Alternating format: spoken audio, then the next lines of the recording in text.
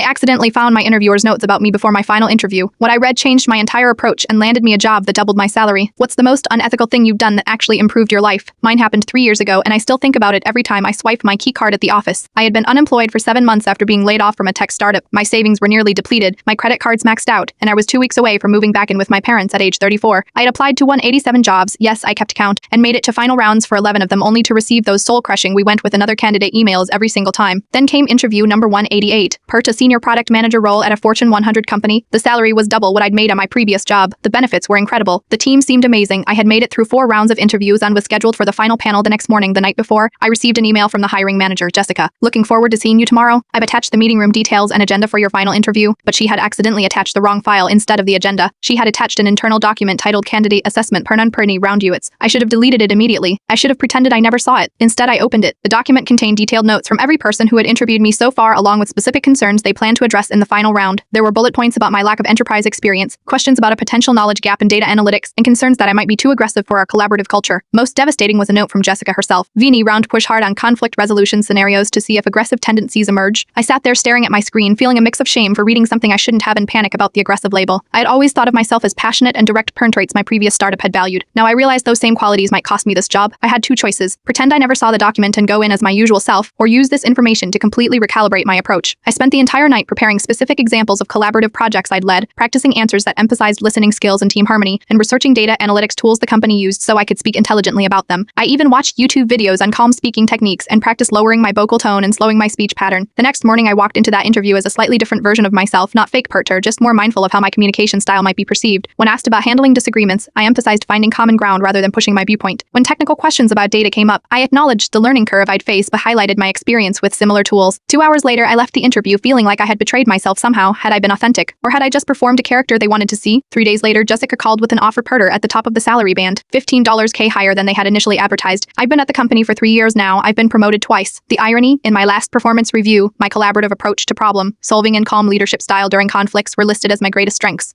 Sometimes I wonder who I would have become if I hadn't seen that document. Would I have bombed the interview by being too aggressive? Or would I have eventually learned to adapt my communication style through painful trial and error? I'll never know, but what I do know is that sometimes seeing yourself through others' eyes parent even when you were not supposed to parent can be the most valuable feedback you never asked for. Was it unethical? RET, would I do it again?